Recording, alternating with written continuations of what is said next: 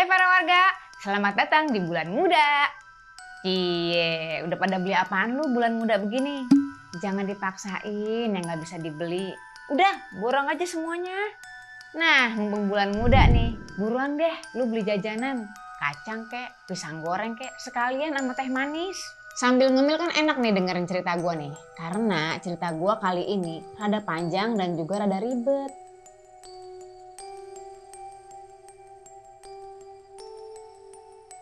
Kisah Jennifer Pan. Di video kali ini gue akan bercerita tentang tokoh utama kita yaitu Jennifer Pan. Kisahnya ini sempat geger ke seluruh penjuru dunia kriminal dan investigasi. Nah, kisahnya ini mirip sama kisah maling kundang tapi ini versi dunia nyata. Gak pakai lama, nyok kita mulai ceritanya. Jennifer Cecilia Pan lahir tanggal 17 Juni 1986 dari seorang ayah bernama Wei Han Pan dan seorang ibu bernama Big Ha Pan. Mereka berdua merupakan pengungsi politik yang berasal dari Vietnam. Mereka pergi ke Kanada, bertemu di Kanada dan menikah di sana. Mereka tinggal di daerah Markham, Ontario. Markham sendiri merupakan pemukiman yang aman, nyaman, tenang, dengan tingkat kejahatan yang rendah.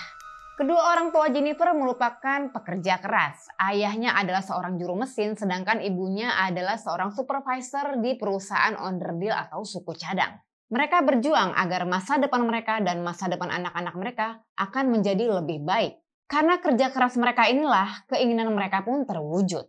Pada tahun 2004 nih, mereka sudah memiliki rumah yang lunas dibeli. Rumah itu cukup besar dan juga bagus. Mereka mempunyai 2 mobil mewah dan tabungan juga sekitar $200.000. Jennifer punya seorang adik laki-laki bernama Felix yang lahir di tahun 1989. Orang tua Jennifer Pan menjalankan tiger parenting dalam mengasuh anak-anak mereka. Tahu nggak lu tiger parenting apaan? Tiger parenting adalah pola asuh di mana orang tua menerapkan cara yang ekstrim dalam mengontrol dan mendidik anak mereka supaya anak mereka berhasil di kehidupannya, terutama di bidang akademis. Dengan pola asuh tiger parenting inilah Jennifer dan Felix dididik oleh orang tua mereka dengan sangat keras, terlebih lagi kepada Jennifer, di mana mereka selalu dituntut untuk mematuhi peraturan orang tua mereka dan juga mempunyai prestasi gemilang di sekolah mereka. Ya, dengan harapan mereka bisa hidup sukses dan gak perlu hidup susah seperti orang tua mereka dahulu yang harus berjuang dengan keras sampai bisa tiba di Kanada. Nah, sejak umur 4 tahun, Jennifer ini sudah diharuskan oleh orang tuanya untuk mengikuti banyak kegiatan ekstrakurikuler seperti piano, ice skating, band sekolah, wushu, ya pokoknya masih banyak lagi deh. Hal ini menjadikan Jennifer mempunyai jadwal yang sangat padat antara kegiatan sekolah dan les-lesnya tersebut. Bukan cuma itu, Jennifer pun dilarang walau hanya sekedar jalan-jalan sama temennya. Gak boleh bergaul sama cowok, apalagi pacaran. Jennifer cukup menonjol di bidang ice skating. Tapi sayangnya, dia cedera di bagian ligamen lututnya. Sehingga kegiatan ice skating Jennifer pun harus terhenti. Nah, ada nih guru piano Jennifer bernama Fernando Baldacini yang mengatakan kalau Jennifer ini merupakan seorang anak yang luar biasa. Karena terbukti nih, dia bisa memenangkan berbagai kompetisi piano dari tahun ke tahun. Bisa dibilang Jennifer ini best of the best lah ya. Ya nomor wahid lah gitu. Fernando pun mengagumi dedikasi Jennifer, terutama orang tuanya yang mampu menghabiskan ribuan dolar untuk mengikut sertakan anaknya di berbagai kompetisi piano tersebut. Nilai sekolah Jennifer bisa dibilang sangat baik karena orang tuanya mewajibkan Jennifer untuk mendapatkan nilai A di setiap pelajaran sekolahnya. Kalau ada nilai Jennifer di bawah A, dia pasti akan mendapatkan hukuman. Serem ya. Seiring waktu, pas Jennifer masuk ke kelas 8 atau mungkin kelas 2 SMP kali ya, nilai Jennifer ini mulai menurun nih. Padahal dia udah terus-menerus belajar dengan keras. Kira-kira ada apa ya? Singkat cerita, di kelas 11 atau kelas 2 SMA ya, Jennifer ini bertemu dengan kakak kelasnya yang bernama Daniel Wong. Daniel digambarkan sebagai orang yang asik, lucu, unyu, gaul, dan juga merupakan anggota band di sekolahnya. Di mana Daniel bermain trumpet dan Jennifer bermain flute. Ya, sejenis suling gitu kali ya. Tahun 2003, Jennifer ikut field trip dari sekolahnya. Ya, kalau kata orang Bekasi mah ini namanya karya wisata. Karya wisatanya itu keliling-keliling Eropa. Duh, sedap bener ya. Masih SMA aja nih, karya wisatanya udah keliling-keliling Eropa. Emang sekolah gua, ya ampun, paling banter tuh, paling jauh. Sekolah gua mainnya cuma ke taman mini. Dari situ Jennifer makin dekat dengan Daniel dan akhirnya mereka sepakat untuk menikah. Belum, masih pacaran. Semenjak punya pacar, nilai akademis atau nilai mata pelajaran sekolah Jennifer ini makin lama makin menurun. Di sini dia udah mulai bandel nih soal nilai-nilainya. Dia udah mulai cari-cari akal tuh. Supaya dia nggak dihukum karena nilai-nilainya jelek, Jennifer pun berani tuh memasukkan nilai-nilai mata pelajarannya tersebut. Wah, ini sih berarti mending si Nobita ya. Nobita nilainya 5, ya dia kasih unjuk 5 juga ke emaknya. Jujur aja gitu dia polos. Orang tua Jennifer masih mengira dia memiliki nilai stabil, ya masih di nilai A aja gitu. Padahal aslinya dia dapat nilai B. Buat orang tua lain, mungkin kalau anaknya itu dapat nilai B, ya udah cukup buat orang tuanya. Tapi enggak dengan orang tua Jennifer. Buat mereka, wajib hukumnya Jennifer harus tetap mendapatkan nilai A. Nah, dengan nilai-nilai Jennifer yang sebenarnya cukup baik, sebenarnya sebelum lulus SMA, Jennifer ini sudah diterima masuk di Ryerson University di Toronto. Tapi yang membagongkan, saat pengumuman kelulusan SMA, Jennifer ini ternyata tidak lulus satu mata pelajaran sekolah, yaitu kalkulus. Sehingga Jennifer pun akhirnya batal diterima di Ryerson University. Dan yang lebih membagongkan lagi nih, cerita punya cerita, ternyata Jennifer ini bahkan tidak lulus SMA. Karena orang tuanya yang udah terlanjur girang gitu, dia diterima di Ryerson University dan dia juga nggak mau nih dihukum sama orang tuanya. Akhirnya Jennifer pun berbohong. Dia tetap bilang tuh kalau dia udah lulus dari SMA dengan nilai yang sempurna dan dia juga diterima di Ryerson University jurusan Science. Dan ini nih yang parahnya. Dia bilang ke orang tuanya kalau semua biaya kuliahnya itu gratis. Jadi orang tuanya nggak perlu khawatir akan biaya perkuliahan Jennifer. Karena Jennifer ngakunya dia dapat beasiswa penuh.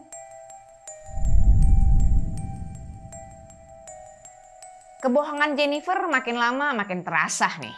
Untuk lebih meyakinkan di mata orang tuanya, Jennifer ini membeli buku-buku perkuliahan. Bikin catatan yang sesuai sama bidang perkuliahannya. Ya pokoknya apapun lah yang mendukung seakan-akan Jennifer ini memang sedang menjalani perkuliahan. Nah, selama dia kuliah, Jennifer ini tetap dikekang sama orang tuanya. Tetap nggak boleh jalan sama teman-temannya. Ya pokoknya isi waktunya tuh cuman belajar dan belajar gitu. Selama berpura-pura jadi mahasiswi yang seharusnya Jennifer ini pergi ke kampus, Jennifer mengisi waktunya dengan bekerja, ya antara lain menjadi guru les piano dan bekerja di sebuah restoran. Jennifer mendapatkan pekerjaan di Boston Pizza, di mana Daniel lebih dahulu kerja di sana. Nih ada lagi nih yang lebih gila nih. Ternyata Daniel ini selain kerja di Boston Pizza, dia itu juga seorang pengedar narkoboy. Suatu hari Jennifer bilang ke orang tuanya nih kalau setelah 2 tahun dari Ryerson University dia akan ditransfer ke Toronto University dengan jurusan farmakologi. Karena bapaknya Jennifer ini sebenarnya pengen Jennifer tuh jadi dokter. Tapi kayaknya dilihat-lihat Jennifer nih nggak sanggup gitu untuk sekolah kedokteran. Ya paling nggak jadi apoteker aja gitu. Ya begitulah kira-kira menurut bapaknya Jennifer. Nah, udah 2 tahun kan berlalu, bapaknya pun menanyakan Jennifer nih gimana kelanjutan kuliahnya di Toronto University. Selama ini kan Jennifer masih tinggal sama orang tuanya nih. Nah, lama-lama kan dia juga nggak betah nih tinggal di sana. Dia cari cara tuh gimana caranya supaya bisa keluar dari rumahnya. Lagi-lagi bohong, dia bilang tuh sama orang tuanya kalau dia bakal tinggal sama temennya yang bernama Topaz. Yang mana Topaz ini rumahnya deket sama kampusnya. Awalnya orang tua Jennifer ini nggak mengizinkan Jennifer untuk keluar dari rumah. Tapi akhirnya ya mereka bisa juga merelakan dia untuk keluar dari rumah. Dengan alasan supaya Jennifer bisa lebih hemat dan juga efisien. Kenyataannya Jennifer ini bukan tinggal di rumah Topaz. Di rumah siapa lagi? Ya di rumah Daniel Wong. Singkat cerita, hari kelulusan dari Toronto University udah semakin dekat. Jennifer bilang ke orang tuanya kalau undangan wisudanya ini terbatas dan dia nggak berhasil mendapatkan undangan wisuda tersebut. Tapi untuk meyakinkan orang tuanya, Jennifer ini nggak kehabisan akal. Jennifer nih foto-foto gitu ala wisuda kelulusan.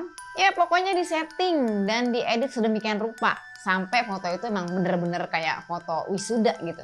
Gue yakin nih pas orang tuanya nerima foto-foto palsu wisudanya dia gitu pasti senyum-senyum tuh. Duh anakku, bapak sama emak bangga nak.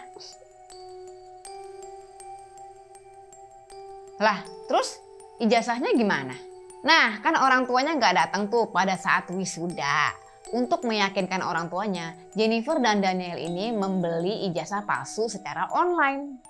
Ini orang tuanya gimana sih percaya begitu aja? Ini nih, kalau ada lomba bohong ya Jennifer, piala lu udah berderet kali tuh ya. Sudah nyaman dengan keahliannya berbohong setelah lulus dari Toronto University, dia bilang ke orang tuanya kalau sementara waktu dia akan bekerja sebagai volunteer atau sukarelawan di sebuah rumah sakit. Rumah sakit itu bernama The Hospital for Sick Children. Atau bahasa Bekasinya HSC gitulah ya. Dia bilang tuh sama orang tuanya kalau dia bakalan sibuk tuh dari pagi, siang, malam. Bahkan weekend aja tuh dia bakal sulit tuh dihubungi. Ibarat kata dia bakal kerja keras sebagai kuda. Maksud si Jennifer ini tuh supaya orang tuanya tuh gak nyariin dia terus gitu. Gak bawel, jadi dia gak perlu bohong tiap hari.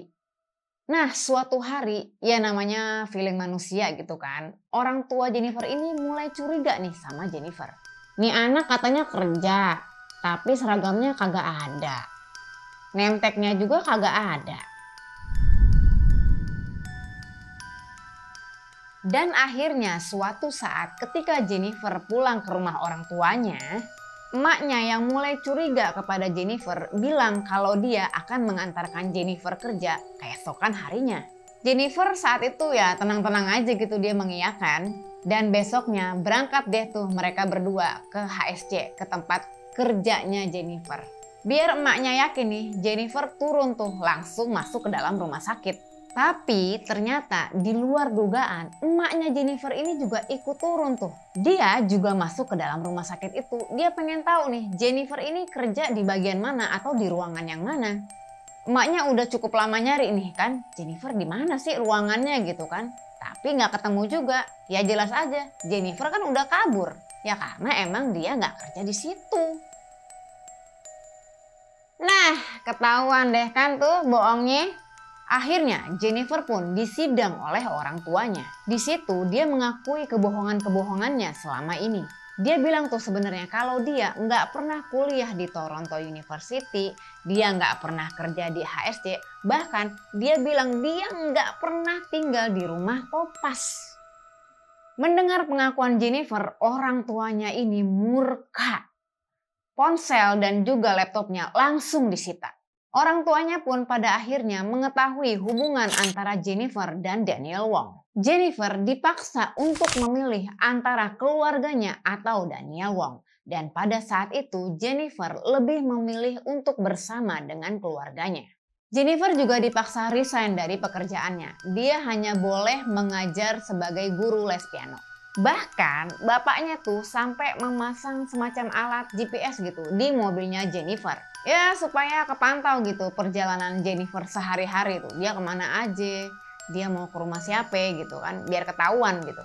Daniel yang udah capek sama drama percintaan dan drama keluarga Jennifer akhirnya meminta putus dari Jennifer. Gak lama setelah putus, Daniel ini dapat pacar baru namanya Christine. Nah, si Jennifer ini masih cinta nih dia sama si Daniel. Buat merebut hatinya Daniel, ya biar si Daniel ini kasihan gitu sama dia, keahlian berbohongnya dipraktekin lagi. Jennifer mengarang cerita, dia bilang kalau dia sudah dilecehkan oleh beberapa pria. Dan parahnya lagi, dia bilang juga ke Daniel kalau dia mendapatkan surat dari Christine. Isinya itu ancaman kalau dia harus menjauhi Daniel. Berkali-kali curhat ke Daniel, nah akhirnya Daniel ini luluh juga nih. Akhirnya mereka jadian lagi. Dan di titik inilah kisah tragis ini berkembang. Entah apa yang merasuki Jennifer, dia ini mulai berpikir yang tidak-tidak. Dan kali ini Jennifer tidak main-main. Dia memiliki niat untuk melenyapkan orang tuanya sendiri. Mereka berdua pun pada akhirnya mulai menyusun rencana penghilangan nyawa orang tua Jennifer. Di mana saat itu Daniel ngide nih ke Jennifer. Gimana kalau lu langsung aja nih sekalian nyewa pembunuh bayaran profesional? Daniel akhirnya membelikan Jennifer sebuah ponsel dan juga SIM card yang baru. Di mana ponsel ini khusus dipakai hanya untuk berkomunikasi masalah rencana gila mereka tersebut. Daniel pun segera mengenalkan Jennifer kepada seorang temannya yang bernama Lanford Crawford. Dia itu seorang pengedar narkoboy yang dikenal juga dengan nama Homeboy. Homeboy ini dibantu oleh dua orang temannya lain dalam menjalankan aksi tersebut. Dua orang tersebut bernama Eric Harty dan David Mulfaganan. Harga eksekusi penghilangan nyawa orang tua Jennifer tersebut adalah $20.000. Tapi pada saat itu Lanford bilang kalau dia mau kasih harga temen nih ke Jennifer. Jadi Jennifer cuma perlu bayar setengahnya, yaitu $10.000. Jumlah itu menurut Jennifer ya masih oke lah ya dibanding dengan harta warisan yang akan diterima Jennifer nanti, yaitu sebesar $500.000. Dan pada akhirnya Jennifer pun menyetujui harga tersebut. Nah para warga, yang gue ceritain dari awal video sampai detik ini adalah garis besar dan latar belakang dari peristiwa tragis ini terjadi. Sekarang gue akan menguraikan kronologi penghilangan nyawa orang tua Jennifer semampu gue di malam kejadian. Sesuai sama pengakuan Jennifer dan Daniel Wong ketika mereka diinterogasi. Jadi ini investigasi versi Jennifer dulu ya. Kepolisian daerah York mulai menginterogasi Jennifer. Dan berikut kira-kira penjelasan Jennifer saat itu. Pada tanggal 8 November 2010, suasana keluarga Jennifer nih masih aman. Segala sesuatunya itu masih berjalan seperti biasanya. Malam itu Jennifer dan Han Pan ada di dalam rumah. Jennifer saat itu nonton TV di kamarnya, santai-santai, telepon-teleponan sama temennya. Nah emaknya saat itu nggak ada di dalam rumah, lagi ada acara dansa sama teman-temannya. Felix juga saat itu nggak ada di rumahnya, dia lagi kuliah tuh di McMaster University. Jam 8:30 malam, emaknya Jennifer ini pulang. Dia bersih-bersih, lalu turun lagi ke bawah untuk nonton televisi. Gak lama, Jennifer ini mendengar emaknya memanggil bapaknya. Karena ada 3 orang yang gak dikenal masuk ke dalam rumah mereka. Salah satu dari mereka mengikat tangan Jennifer ke belakang sambil mengancam bahwa dia punya senjata dan meminta Jennifer untuk menyerahkan uang yang ada di dalam rumah tersebut. Lalu pria tersebut menyeret Jennifer menuruni tangga dan menanyakan di mana dompet ibunya. Jennifer diikat di pegangan tangga. Kemudian gak berapa lama Jennifer pun mendengar bapaknya menuruni tangga. Tiba-tiba terdengar suara tembakan. Lalu Jennifer kembali mendengar suara tembakan untuk yang terakhir kalinya. Sebelum akhirnya para pelaku meninggalkan rumah tersebut. Emang ceritanya kayak nggak jelas gitu ya. Tapi ya emang cuma segitu aja keterangan Jennifer pada saat diinterogasi. Jennifer pun bilang bahwa dia sama sekali tidak ingat dan tidak tahu bagaimana para pelaku bisa masuk ke dalam rumah mereka. Nah, polisi lebih lanjut menanyakan, menurut Jennifer, apa yang menyebabkan orang tua Jennifer menjadi sasaran dari para pelaku? Apakah karena mereka menyimpan banyak uang di dalam rumah mereka? Apakah mereka juga mempunyai tabungan atau simpanan yang banyak di dalam bank? Jennifer pun menjawab bahwa orang tuanya memang mempunyai uang, tapi hanya sebatas cukup dan bukan uang yang dalam jumlah yang sangat besar gitu, sehingga bisa menarik perhatian orang. Di sini sebenarnya Jennifer sudah mulai menunjukkan kejanggalan, di mana dari pengakuannya bahwa orang tuanya ini hanya memiliki uang yang cukup. Arti cukup di sini adalah untuk memenuhi kebutuhan sehari-hari dan hanya untuk membayar tagihan. Tapi nyatanya orang tua Jennifer ini memiliki 2 mobil mewah. Ayah Jennifer punya mobil Mercedes-Benz dan ibunya punya mobil Lexus. Itu yang maksudnya cukup. Dikata itu mobil harganya murah kali ya. Itu emak bapaknya kudu ngumpulin keringat berapa ember tuh untuk beli itu mobil-mobil. Dari tinjauan olah TKP, polisi juga merasa kebingungan karena meski kondisi rumah dan kamar mereka tampak seperti rumah yang sudah kebobolan maling, di mana kondisinya ya pasti berantakan gitu ya. Dan ada beberapa barang bukti seperti pakaian yang berdarah, piyama. Tapi yang membuat mereka heran adalah barang-barang berharga seperti contohnya jam tangan mahal, brankas, kamera. Barang-barang ini justru tidak disentuh oleh para pelaku. Harusnya barang-barang ini tuh raib atau hilang gitu. Kalau memang motif dari para pelaku ini adalah sesuatu yang berkaitan dengan uang. Investigasi hari kedua berjalan. Polisi mulai menyusur lingkungan rumah Jennifer. Kepolisian setempat bekerja keras untuk memecahkan kasus ini dan meminta kerjasama dari siapa saja yang mengetahui informasi dari kasus ini. Siapa saja yang mempunyai kecurigaan atau bukti-bukti yang bisa membantu kasus ini diminta untuk melaporkan kepada pihak yang berwajib. Pada awalnya tidak ada satu informasi pun yang dapat membantu. Tapi akhirnya polisi mendapatkan sebuah titik terang, di mana ada informasi tentang seseorang yang terkait dengan keluarga Pan. Siapa orang yang dimaksud? Yes, orang itu adalah Daniel Wong. Polisi ini kembali heran gitu, karena pada saat interogasi harusnya Jennifer ini bisa memberikan keterangan mengenai Daniel Wong. Ya karena Daniel ini bisa dianggap sebagai orang yang berbahaya dengan pekerjaannya sebagai pengedar narkoboy. Yang harusnya hal ini bisa menjadi target kecurigaan Jennifer. Tapi saat interogasi, Jennifer ini tidak menunjukkan kecurigaan pada siapapun, termasuk kepada Daniel Wong. Ibarat kata polisi nih, kok lu gak curiga sih sama Daniel Wong?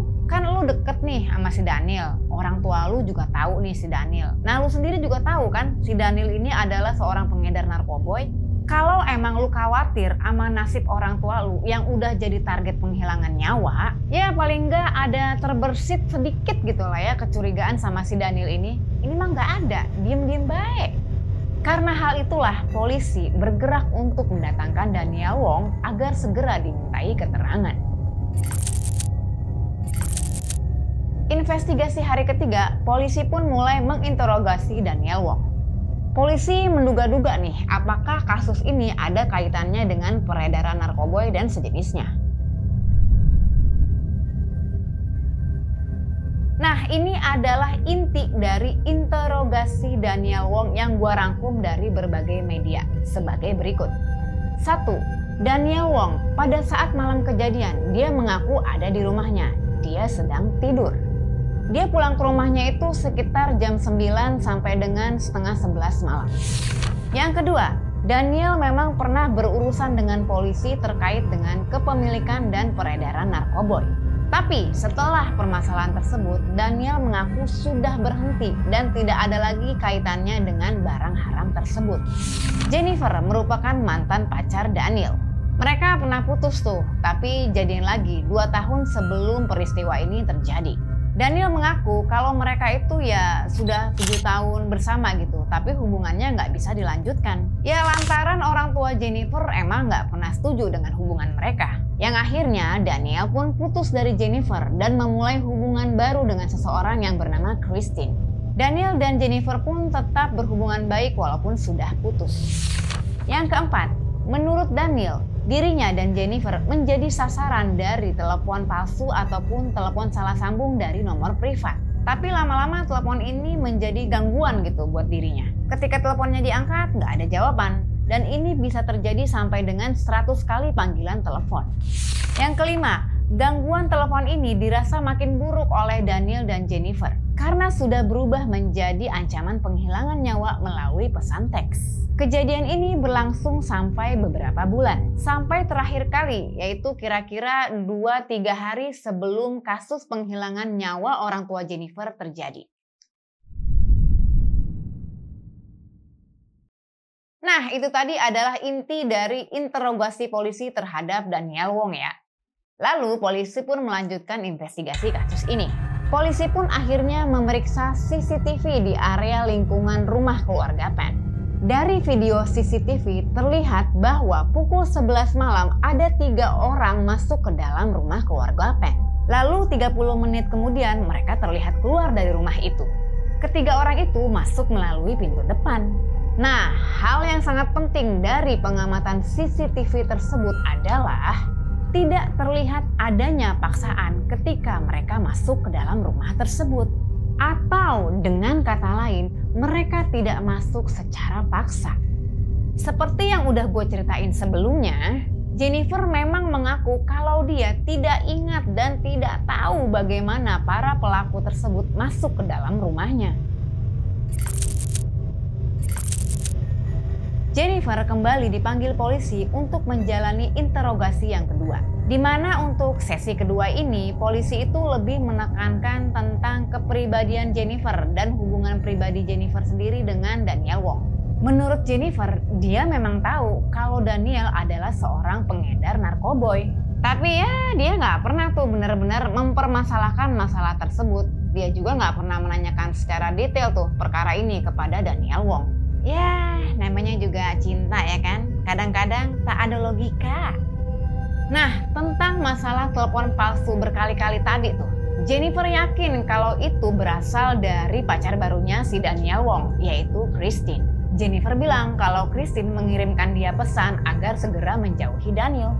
Polisi saat itu mikir, kalau emang hanya masalah cinta segitiga, kenapa juga harus orang tuanya Jennifer yang menjadi korban?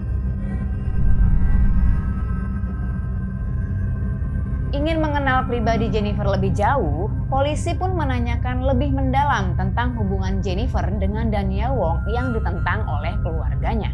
Ya, Jennifer bilang kalau hubungannya ditentang sama Daniel Wong karena Daniel Wong ini mungkin tidak baik buat dia, madesu, nggak akan punya masa depan, nggak bisa membiayai hidup keluarganya nanti. Ya kira-kira kayak seperti itulah.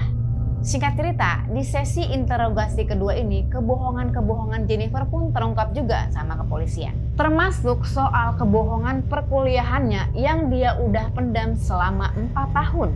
Ya karena kalau Jennifer ini berkata jujur, dia tahu dia akan menghancurkan ekspektasi orang tuanya. Polisi pun melanjutkan interogasi. Nah, ada 2 hal nih yang janggal dari interogasi yang berkelanjutan ini. 1. Bagaimana cara Jennifer menghubungi 911 sementara tangannya tuh diikat? Menurut Jennifer, kira-kira caranya kayak begini nih. And this is the arm that's the strings wrapped around against the banister? Okay, so now how can you get to the phone? And how do you make the phone call? 911? And do you talk down like that? Yes, I'm yelling at the phone like this. And how can you hear? I turned the volume on max. Yes? So that's exactly the way that you're talking to her against the railing. Intinya dari video itu polisi nanya, Jen, gimana caranya lu bisa menghubungi 911? Ya saya ambil tuh HP saya di saku belakang, terus tangan saya putar dikit, saya telepon deh tuh 911. Emang pakai HP kedengeran jelas gitu teleponan? Kan jaraknya jauh dari kuping. Ya saya sih teriak aja gitu Pak, terus volume HP-nya saya naikin gitu sampai maksimal. Udahlah, Bapak bilang aja ragu sama saya. Ya kira-kira begitu alibi dari si Jennifer. Yang kedua, kenapa para pelaku ini tidak menembak Jennifer, tapi malah membiarkan Jennifer begitu saja? Apalagi seperti yang udah gue ceritain sebelumnya, para pelaku ini tidak mengambil barang-barang berharga dari rumah keluarga tersebut. Hasil interogasi kedua ini polisi yakin Jennifer masih menyembunyikan banyak hal. Polisi masih punya harapan dari satu saksi mata lain, yaitu bapaknya Jennifer sendiri, Han Pan. Tapi sayangnya saat itu Han Pan masih dalam keadaan koma sehingga belum bisa dilakukan interogasi. Singkat cerita, Han Pan pun berangsur pulih. Akhirnya dia bisa memberikan keterangan kepada kepolisian terkait dengan peristiwa tragis di malam itu. Kronologi versi Han Pan ini berbeda dengan kronologi versi Jennifer. Perbedaan yang paling mencolok adalah saat para tersangka ini mulai beraksi dengan menembak Han Pan dan istrinya, Han Pan dengan terang-terangan bilang bahwa tangan Jennifer itu tidak terikat. Melainkan Jennifer dengan santai turun dari atas bersama dengan salah seorang pelaku lalu menghubungi 911. Nah loh, jadi udah jelas ya, sandiwara Jennifer Pan ini udah makin kebuka nih. Dari investigasi-investigasi sebelumnya, polisi akhirnya udah cukup mengenal nih Jennifer dan juga kebohongannya sana-sini untuk menutupi kejahatannya. Maka dari itu, pada interogasi kali ini, polisi menghadirkan seorang detektif. Nah, kena kan lo Jennifer? Kali ini lo nggak bisa bohong lagi nih. Interogasi kali ini polisi lebih menekankan pertanyaan seputar hubungan Jennifer dengan orang tuanya. Di mana saat itu Jennifer ini mengungkapkan kalau dia ada kesulitan untuk memenuhi ekspektasi dari orang tuanya tersebut. Mereka selalu ingin agar Jennifer mendapatkan nilai yang terbaik. Padahal Jennifer ini tidak secerdas yang dibayangkan orang tuanya. Nah, untuk memenuhi semuanya itu, makanya Jennifer berbohong berkali-kali dan selalu mengelabui orang tuanya dengan dokumen-dokumen yang terkait dengan pendidikan, misalnya ijazah, rapot, dan sebagainya. Lebih lanjut, polisi mendapatkan surat perintah untuk izin memeriksa ponsel Jennifer. Dan dari berbagai pesan teks di dalam ponsel tersebut, makin jelas kejahatan Jennifer dalam menjadi otak dari penghilangan nyawa orang tuanya. Begitu pula dengan Daniel Wong dan ketiga tersangka lain yang ikut membantu proses eksekusi penghilangan nyawa orang tua Jennifer. Interogasi tersebut berlangsung selama 3,5 jam. Dan dari hasil interogasi tersebut, akhirnya Jennifer pun ditangkap karena melakukan penghilangan nyawa, percobaan penghilangan nyawa, dan konspirasi untuk melakukan penghilangan nyawa. Polisi pun akhirnya merangkum garis besar dari kasus ini. Dari hasil investigasi kepolisian, inilah kronologi yang sebenarnya terjadi. 1. Jennifer menerima pesan dari homeboy. Isinya adalah, "Mari kita mulai." Saat itu Jennifer masih menunggu ibunya pulang dari acara dansa bersama dengan teman-temannya. Yang kedua, ibunya udah sampai rumah nih, lagi selonjoran nih di ruang tamu. Jennifer pun turun dan sempat mengucapkan selamat malam kepada ibunya. Setelah itu Jennifer naik lagi nih, dia pura-pura ke kamar untuk segera tidur. Yang ketiga, sebelum pergi ke kamarnya, tanpa disadari oleh ibunya Jennifer dengan santai membuka pintu depan rumah mereka. Lalu Jennifer ke atas sambil terus berkomunikasi dengan para tersangka. Yang keempat, Jennifer kemudian menyalakan dan mematikan lampu sebagai isyarat atau pertanda kepada para pelaku untuk mereka segera masuk ke dalam rumahnya. Yang kelima, setelah itu dia masuk ke dalam kamar tidurnya sambil menunggu eksekusi penghilangan nyawa orang tuanya terlaksana. Jadi sesuai dengan kesaksian Han Pan bahwa kedua tangan Jennifer memang benar tidak terikat. Han Pan mendapat luka tembak yang melukai area matanya yang menjalar ke tengkorak hingga ke rahang dan juga lehernya. Tapi Han Pan berhasil keluar rumah dan segera meminta pertolongan kepada warga sekitar yang akhirnya dengan segera membawa dirinya ke rumah sakit.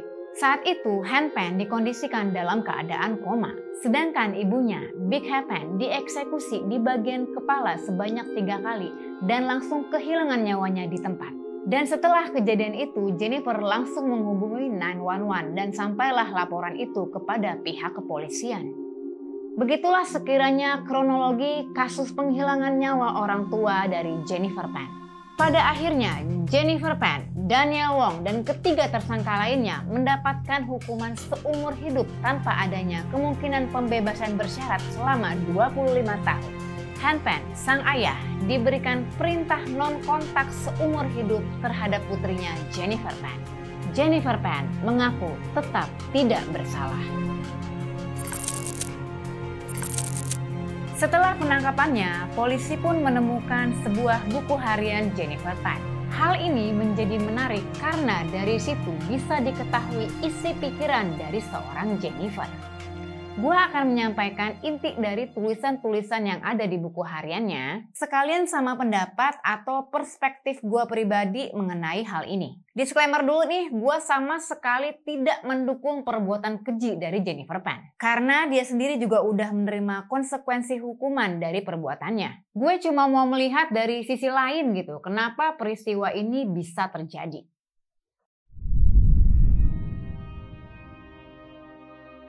Yang pertama, Jennifer merasa sangat dikekang oleh orang tuanya. Semua serba diatur, dia dituntut harus mendapatkan nilai yang paling baik, harus mencapai urutan yang paling atas. Yang mana sebenarnya arahan orang tua Jennifer ini bagus banget ya, yang pengen gitu anaknya hidup sukses. Ya supaya anak-anak mereka, terutama Jennifer nih ya, nggak perlu merasakan kesusahan kayak mereka dulu tuh.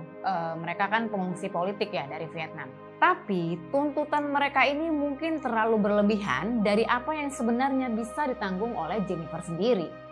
Nah, sebelum memasuki masa SMA, Jennifer ini pada saat itu mungkin masih bisa nih menyesuaikan dengan keinginan orang tuanya. Tapi ya lama-lama Jennifer ini nggak sanggup gitu untuk selalu memenuhi tuntutan orang tuanya yang ambisius agar dia sukses. Dia merasa kewalahan dan juga terbebani. Ibaratnya capek juga lah hidup selalu dikekang dan banyak tuntutan. Jennifer juga manusia. Nah, padahal saat itu ada seorang teman Jennifer yang memberikan pernyataan bahwa Jennifer ini waktu di bangku SMA sama sekali bukan merupakan murid yang cerdas dan tidak bisa masuk dalam kategori siswa dengan nilai teratas. Di sini gua bisa melihat bahwa ekspektasi orang tua Jennifer ini sangat-sangat tinggi. Tuntutan dan pola asuh mereka ini sangat-sangat keras. Menurut gua pribadi ya, mereka tuh pada akhirnya kebablasan menuntut gitu. Yang pada akhirnya mereka hanya fokus menuntut. Yang menjadikan mereka tidak mampu melihat dan mengukur kemampuan anak mereka yang sebenarnya anak mereka itu sanggupnya sampai di mana. Nah, Jennifer nih yang udah nggak sanggup mencapai ekspektasi orang tuanya, masih aja orang tuanya bersikeras supaya Jennifer masuk ke dalam bidang medis. Di sini gue bertanya-tanya nih, apa orang tuanya Jennifer ini nggak bisa melihat kemampuan lain dari seorang Jennifer ya? Misalnya piano gitu. Padahal nih piala dan penghargaan dari berbagai kompetisi yang dimenangkan oleh Jennifer ini tuh bisa jadi tolak ukur bahwa Jennifer ini berbakat di bidang seni. Kenapa mesti dipaksakan melulu ya ke keinginan orang tua gitu? Menurut gue bakatnya Jennifer ini jadi sayang gitu. Karena tetap aja orang tuanya pengen Jennifer tuh jadi apoteker. Yang sama sekali gak ada hubungannya sama piano. Nah ini hal yang paling unik yang bisa gue ambil dari kasus ini. Sang ibu, Big Happen, bisa keluar rumah tuh, bisa punya acara dansa sama teman-temannya setiap hari Senin. Yang mana artinya ibunya tuh bisa punya hobi ngedance, bisa ngejar minat di bidang dance, di bidang tari gitu. Dan bisa punya sosialisasi juga. Nah maksud gue, dia aja nih yang notabene-nya orang tua bisa mengalihkan kejenuhan hidup dengan ngedance bareng teman-temannya. Kenapa dia nggak bisa mengerti anaknya sendiri gitu? Kalau anaknya mungkin punya minat dan hobi juga dan punya keinginan juga gitu untuk kumpul-kumpul sama temennya. Intinya lu bisa keluar rumah gitu, tapi anak lu sendiri lu kekang. Nggak boleh sosialisasi apapun kecuali belajar dan belajar. Jennifer ini emang sangat amat jahat ya. Level jahatnya itu udah top of the top, udah sampai paling puncak gitu. Tapi untuk orang tuanya sendiri, egois gak sih? Pantes panas otak si Jennifer. Orang tua Jennifer menurut gue juga tidak hadir secara emosional. dan mengabaikan perasaan Jennifer yang mungkin juga stres karena pelajaran sekolah, depresi karena banyak tuntutan dan juga kegiatan ekstrakurikuler. Ya, yang mereka mau hanyalah ekspektasi mereka itu harus terpenuhi. Semua harus berjalan sesuai dengan keinginan mereka. Kalau keinginannya ini nggak terpenuhi, ya Jennifer bisa dihukum. Mereka tuh nggak tahu dan mungkin juga nggak pernah menanyakan gitu keinginan Jennifer ini sebenarnya seperti apa. Abai dengan kesehatan mental anaknya yang kelak akan menjadi rusak. Sorry nih ya, tanpa sadar mereka juga sudah mengambil andil dalam menciptakan monster pada diri Jennifer. Anak adalah anugerah buat orang tua. Tapi apakah orang tua juga adalah anugerah buat anaknya?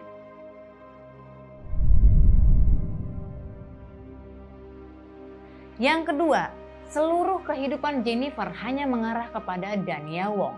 Jennifer bersedia melakukan apapun juga untuk menyenangkan hati Daniel. Karena Jennifer merasa bahwa Daniel adalah orang satu-satunya yang dapat mengerti dirinya.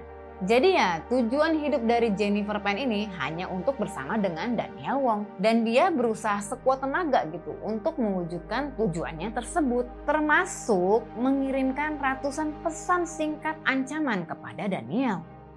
Hah? Pesan singkat pengancaman? Ya, masih ingat hasil dari interogasi Daniel tadi? Yang mana Daniel menjelaskan bahwa dia dan Jennifer mendapatkan telepon dan pesan singkat bernada ancaman sampai ratusan kali.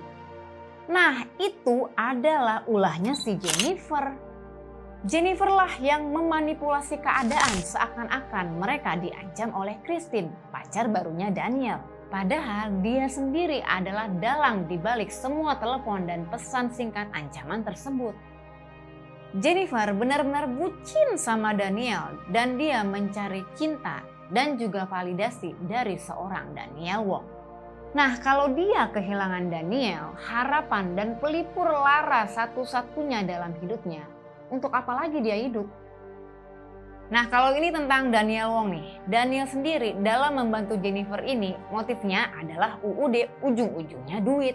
Daniel berpikir bahwa pasti akan ada keuntungan kalau dia membantu Jennifer. Asuransi, rumah, dan sebagian dari harta keluarga Pan pasti akan jatuh juga ke tangan Jennifer. Di mana jumlahnya itu kalau ditaksir sekitar $500 juta.